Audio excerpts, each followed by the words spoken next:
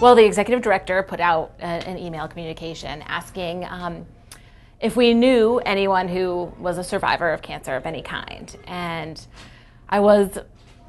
it gave me pause. You know, I didn't feel like I wasn't sure that I wanted to reveal that.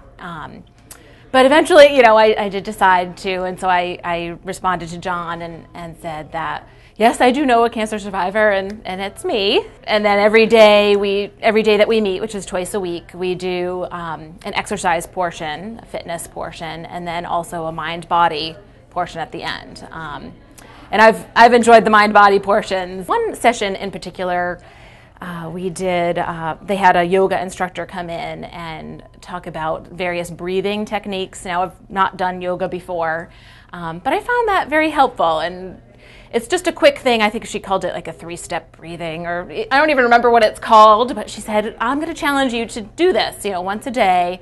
See if you can, you know, practice this breathing technique. And I've been doing it. And I said, I will promise to do that. And I have been doing it. And I feel like it helps me just to be calmer, you know, and almost like when I remember to do it, it's at a time when I'm not calm.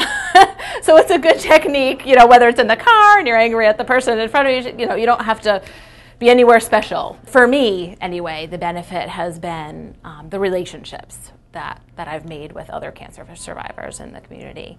We have people who are, you know, can already run a 5K, and others who can't walk into the facility without, you know, taking a break from the parking lot to the wellness center. At the end of one of our mind-body sessions, someone said, I'd like to just get together outside of the Y, or you know, of these sessions, and everyone was really excited about that. We really wanted to do that. So last week, actually, our whole group got together at my house. It happened to be, but we just had a little luncheon after our session, and it was lovely. And you know, we didn't talk about cancer. We didn't talk about even LiveStrong. We just chatted, and so that was nice because we're building friendships that will, you know, support us probably for years to come.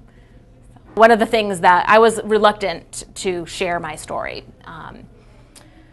but I'm glad that I did. And I think that that's one of the things that this LiveStrong program has done for me, is that it has encouraged me to share my story. The difficult things that we've been through make us stronger, like cancer and that sort of thing, but they don't define us. I think that the things that define us, or the things that I want to define me, are the good things that I do, and the, you know, things that I do in the community and at home, and just the person that I am, not cancer. I don't want cancer to define me. And I think that the LiveStrong program actually encourages that.